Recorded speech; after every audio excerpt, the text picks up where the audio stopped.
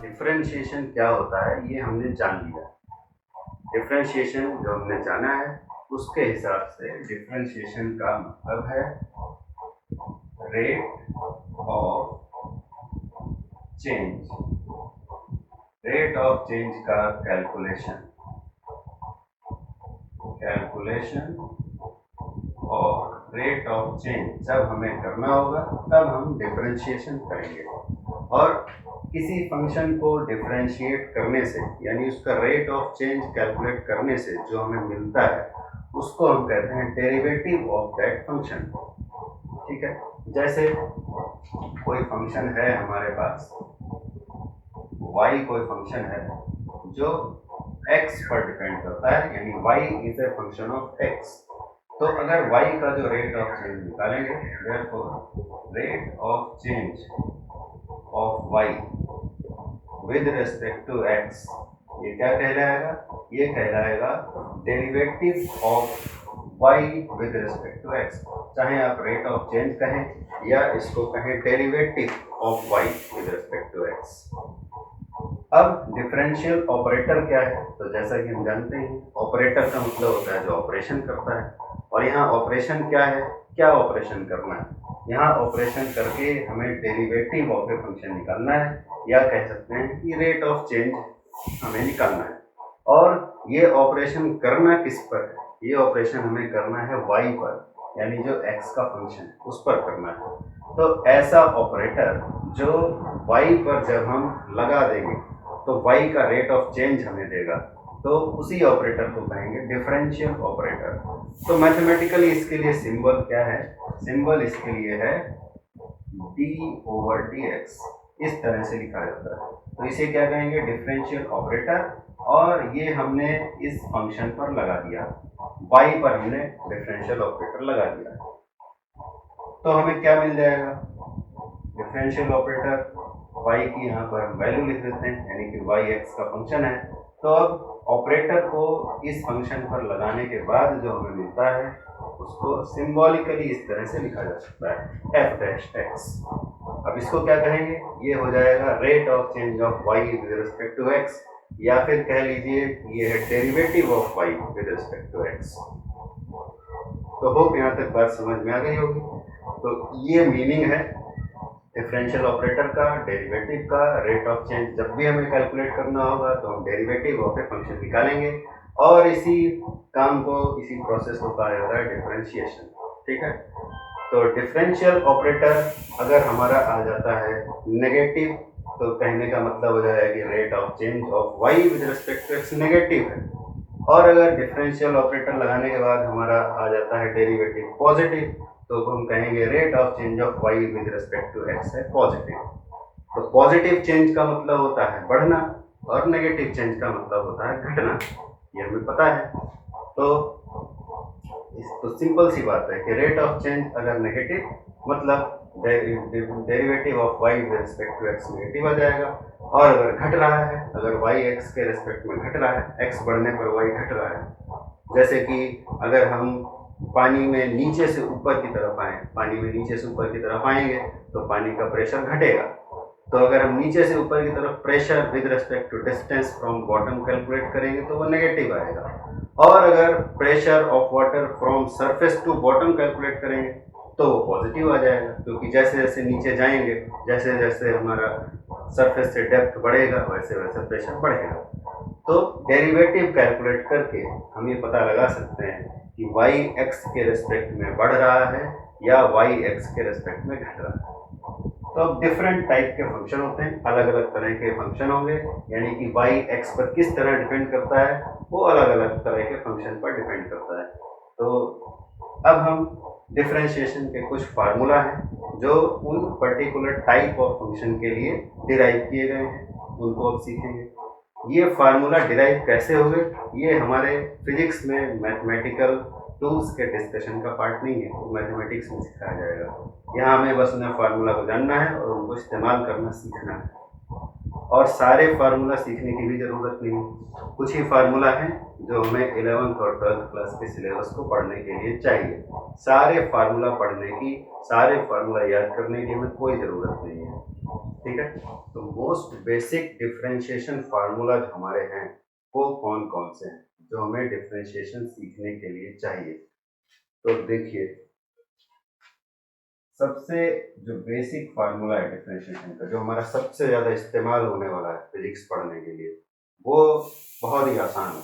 तो ये है कि अगर इस तरह का कोई फंक्शन हो, यहाँ पर हम बहुत सारे फंक्शन लिखेंगे, तो let y equal to x raise to the power n, इस तरह का अगर फंक्शन हमारे पास है कि y x की पावर n, ऐसा एक फंक्शन है हमारे पास, y x की पावर n है, तो ये सबसे आसान फंक्शन होगा जो हमारा फिजिक्स में सबसे ज़्यादा यूज़ होने वाला है, ठीक है।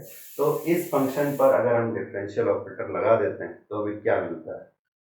तो फार्मूला ये है कि अगर डिफरेंशियल ऑपरेटर हमने लगा दिया y पर, यानी कि डेरिवेटिव ऑफ y अगर हम कैलकुलेट कर रहे हैं, यानी कि rate of change of y with respect to x, ठीक है। इसको ऐसे भी लिखा जा सकता है dy ओवर dx, लेकिन इसका ये मतलब नहीं होगा कि dy को dx से डिवाइड किया गया, ऐसा नहीं है। ये d over dx of y ही है। लिखने का ढंग ऐसा हो सकता है, ये शायद स्पेस कम लेता है किताब को छापने में या लिखने में कॉपी में, इसलिए ऐसे लिख दिया था। इसका ये मतलब बिल्कुल नहीं है कि dy को dx से भाग किया गया यानी डिवाइड किया गया, ऐसा नहीं है। d ओवर dx है डिफरेंशियल ऑपरेटर और y वो फंक्शन है जिस पर ये ऑपरेटर लगाया गया। ऐसे चाहें तो लिख सकते हैं, ठीक है। तो हम वापस इसको वैसे ही कर देते हैं d over dx of y। तो d over dx of y, यहाँ जो हमारा y है वो क्या था, वो था x raise to the power n।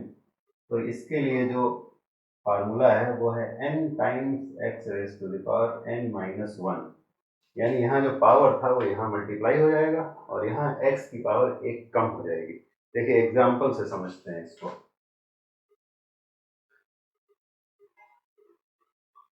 अगर y है x की power 5, x raise to the power 5, ये हमारा फंक्शन था।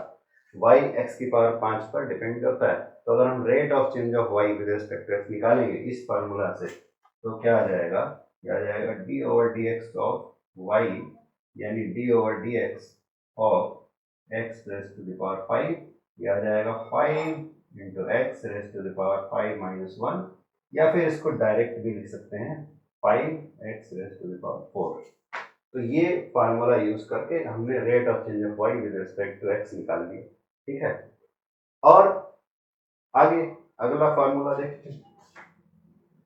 अगर कोई फंक्शन इस तरह का है कि फंक्शन में एक कांस्टेंट, जिसकी एक कांस्टेंट है जो फंक्शन के साथ मल्टीप्लाई किया हुआ है, ये न्यूमेरिकल कांस्टेंट है जो फंक्शन के साथ मल्टीप्लाई किया हुआ है, तो अगर इस y का हम रेट ऑफ चेंज ऑफ निकालें तो फार्मूला क्या होगा, d over dx of y। तो यहाँ जो ये कांस्टेंट है c, ये एज इट इज मल्टीप्लाइड रहेगा और इस फंक्शन के ऊपर डिफरेंशियल ऑपरेटर काम करेगा। तो क्या आ जाएगा, c d over dx of fx को f डैश x भी लिखा जा सकता है। ये जस्ट एक नोटेशन है, एक सिंबल है कि fx हमारा फंक्शन था और f डैश x उसका डिफरेंशिएशन हो गया, ठीक है। तो अगर इसके लिए हम एग्जांपल देखें, एग्जांपल इसके लिए अगर हम देखें, तो सपोज ये जो हमारा फंक्शन आया था इसी को ले लेते हैं। तो let y is equal to 5x to the power 4। तो अगर इसके ऊपर हम डिफरेंशियल ऑपरेटर लगा दें तो यहाँ जो 5 है वो कांस्टेंट है, ये कॉमन आ जाएगा, डिफरेंशियल ऑपरेटर से बाहर आ जाएगा। तो पहले पूरे फंक्शन को लिख लेते हैं 5x टू द पावर 5, ये जो कांस्टेंट है ये डिफरेंशियल ऑपरेटर से बाहर आ जाएगा और हमें मिलेगा 5 d over dx of x raise to the power 4। अब x raise to the power 4 ये हमारा फंक्शन हो गया, इस पर डिफरेंशियल ऑपरेटर लगाया गया है, तो यहाँ पर हम यही वाला फार्मूला फिर से इस्तेमाल कर सकते हैं। तो यहाँ पर क्या हमें मिल जाएगा, 5 तो पहले से ही था और ये 4 पावर यहाँ आ गया, 5 into 4 into x to the power n minus one यानी कि 4 माइनस वन, तो हमें मिल जाता है 20x क्यूब। ये किसका डिफ्रेंशिएशन हुआ, ये इसका डिफ्रेंशिएशन हुआ। 5x टू द पावर 4 का डिफ्रेंशिएशन ये आ गया, 5 तो पहले से ही था, x टू द पावर 4 को डिफ्रेंशिएट किया तो 4x क्यूब आ गया, अल्टीमेटली हमें मिल गया 20x क्यूब। तो ये सबसे बेसिक फार्मूला है जो हमें फिजिक्स में डिफ्रेंशिएशन जहाँ हमें करना होगा, रेट ऑफ चेंज निकालना होगा, ज़्यादातर यही वाला काम आता है, और कांस्टेंट भी मल्टीप्लाइड हो सकता है। ठीक है, तो अगला फार्मूला देखते हैं। अगर y एक कांस्टेंट है, if y is a constant, अगर y एक कांस्टेंट है यानी कि y x पर डिपेंड ही नहीं करता है, यहाँ पर x है ही नहीं यानी कि y x पर डिपेंड नहीं करता है, और ये कांस्टेंट है, तो ये ऑब्वियस बात है कि अगर ये कांस्टेंट है और हम इस पर डिफरेंशियल ऑपरेटर अगर लगाते हैं, तो डिफरेंशियल ऑपरेटर क्या काम करता है, differential operator rate of change calculate करता है।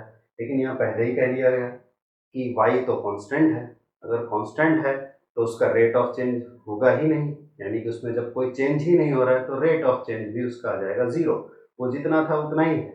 यानी डिफरेंशियल ऑपरेटर अगर हम किसी कांस्टेंट पर लगाते हैं तो हमें जीरो मिलता है, क्योंकि डिफरेंशियल ऑपरेटर का मतलब है कि ऐसा ऑपरेटर जो रेट ऑफ चेंज कैलकुलेट करता है, मतलब derivative of y with respect to x will be zero, क्योंकि यहाँ कांस्टेंट है, ये x के साथ साथ बदलता ही नहीं। ठीक है, अगला फार्मूला,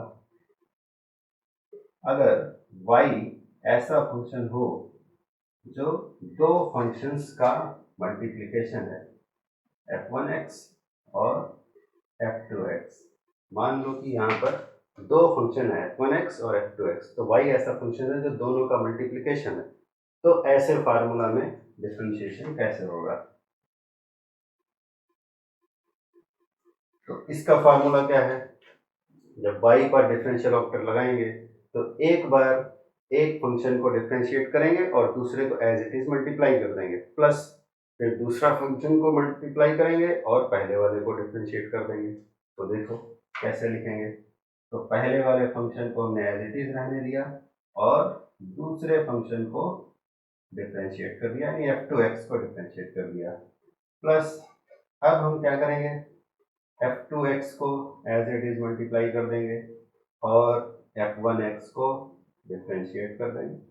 सिंबॉलिक फॉर्म में अगर लिखें तो ऐसे लिख सकते हैं, f1x में f2x का डेरिवेटिव मल्टीप्लाई किया, ये याद रहे कि ये जो डैश लगाया है ये सिंबल है किस बात का, कि हमने f2 का डिफरेंशिएशन कर दिया है। ठीक है, plus f2x multiplied with f1 dash x, तो ये इस फंक्शन का डिफरेंशिएशन हो गया जो दो फंक्शंस का प्रोडक्ट था, यानी मल्टीप्लिकेशन था। ठीक है, इसी तरह से अगर डिवीजन होता, अगर y ऐसा फंक्शन होता कि f1x डिवाइडेड बाय f2x, तो यहाँ पर अगर हम डिफरेंशियल ऑपरेटर लगाते हैं y पर, तो इसके लिए फार्मूला क्या है, इसके लिए फार्मूला है f2x का होल स्क्वायर और यहाँ f1x into f2 dash x minus f2x into f1 dash x, ये फार्मूला है। ये सब फार्मूला कहाँ से आते हैं, कैसे डिराइव हुए, ये हमें फिजिक्स में नहीं पढ़ना है, ये मैथमेटिक्स के क्लासेस में पढ़ाया जाएगा। तो ये कुछ बेसिक फार्मूला है। अब फंक्शन कैसा होगा उसके अकॉर्डिंग वैल्यूज चेंज हो जाते हैं, तो जैसे अलग अलग तरह के फंक्शन होते हैं, तो मैथमेटिक्स में जनरली जो फंक्शन यूज होते हैं वो अगर हम एब्रीविएशन फॉर्म में लिखें तो इस तरह से लिख सकते हैं, आई लेट, इसमें आई का मतलब है इनवर्स फंक्शन, एल का मतलब है लॉग फंक्शंस, ए का मतलब है algebraic functions, T का मतलब है ट्रिग्नोमेट्रिक फंक्शंस, और E का मतलब है एक्सपोनेंशियल फंक्शंस। तो इतने तरह के फंक्शन जनरली मैथमेटिक्स में इस्तेमाल होते हैं और यही हमारे फिजिक्स में भी काम आएंगे। और इस एब्रीवेशन, ये क्या लिखा है, ILATE, आईलेट, इसको याद रखना फायदेमंद साबित होगा, इसलिए कि जैसे इस फार्मूला में f1x f2x दो फंक्शन यहाँ मल्टीप्लिकेशन में लिखे रहेंगे। अब किसको हमें फर्स्ट फंक्शन मानना है और किसको सेकंड फंक्शन मानना है, ये हमें खुद से डिसाइड करना पड़ता है। तो हम कैसे डिसाइड करेंगे, उसके लिए ये ऑर्डर इम्पॉर्टेंट है। इसी ऑर्डर में याद रखना है कि सबसे पहले अगर यहाँ पर मान लीजिए कि एग्जाम्पल के लिए कोई ऐसा फंक्शन y दिया गया है जिसमें एक इनवर्स फंक्शन है और एक ट्रिग्नोमेट्रिक फंक्शन है, तो हम किसको फर्स्ट मानेंगे किसको सेकंड, तो इस ऑर्डर पे याद रखना, जो पहले लिखा है उसको फर्स्ट माना जाएगा। तो मान लो कि हमारे पास जो y दिया है उसमें कोई दो फंक्शन है, एक इनवर्स है और एक ट्रिग्नोमेट्रिक है, तो इनवर्स वाले को हम f1 मानेंगे और ट्रिग्नोमेट्रिक वाले को f2 मानेंगे, और फिर ये फार्मूला इस्तेमाल करके हम ऐसे फंक्शन का डिफरेंशिएशन निकालेंगे जिसमें दो फंक्शन आपस में मल्टीप्लाई किए गए हैं। ठीक है, तो ये बेसिक फार्मूला है यहाँ तक जो आपको बताए गए हैं। अगर दो फंक्शंस का एडिशन हो या सब्ट्रैक्शन हो तो बहुत आसान है, उसमें याद रखना है कि differential operator is distributive. Distributive का मतलब वो जितने टर्म्स हैं इक्वेशन में सब पर डिस्ट्रीब्यूट हो जाएगा।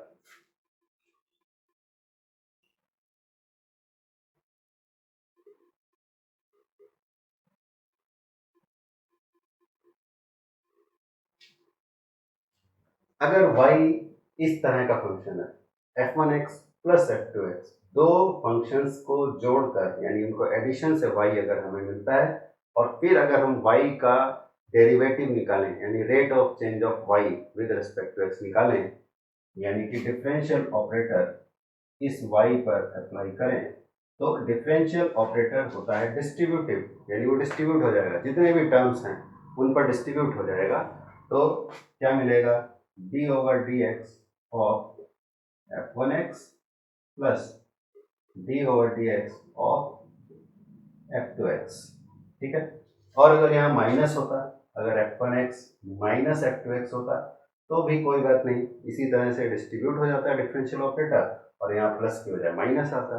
तो अगर दोनों बातों को हम कंबाइनली लिखना चाहें तो हम यहाँ पर प्लस माइनस लिख लेते हैं और यहाँ भी प्लस माइनस हो जाएगा। एग्जाम्पल भी देख लेते हैं इसका।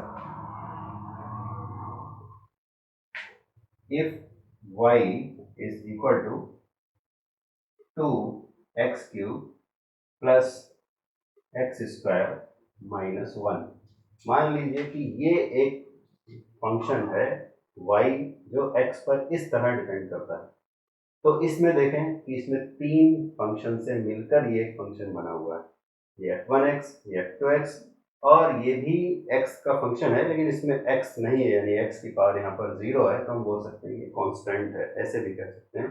ठीक है, तो अगर इसको कहना है कांस्टेंट तो कांस्टेंट कह सकते हैं, और अगर ये कहें कि ये term this term is independent of x तो वो भी कह सकते हैं।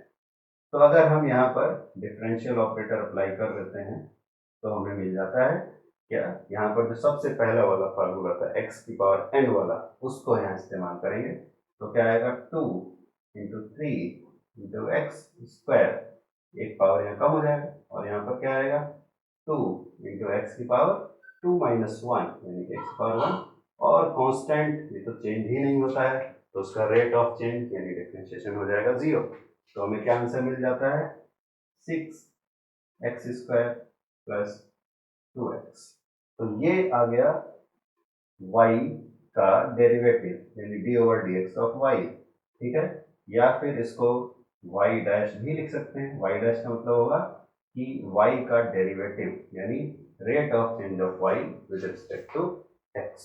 तो ये हमारे बेसिक फार्मूला हो गए। अब डिफरेंट फंक्शंस जो मैथमेटिक्स में इस्तेमाल होते हैं, जो अभी हमने पढ़े थे, इनवर्स, लॉग, अलजेब्राइक, ट्रिग्नोमेट्रिक और एक्सपोनेंशियल, उनके डिफरेंशिएशन फार्मूला क्या होंगे ये अगले क्लास में हम डिस्कस करेंगे। और उन फार्मूला को बस याद कर लेना है, उनका डेरिवेशन कैसे हुआ, वो फार्मूला कैसे बना, ये हमें फिजिक्स पढ़ने के लिए जानना ज़रूरी नहीं है, वो आपके मैथमेटिक्स क्लास में डिस्कस किया जाएगा। ठीक है।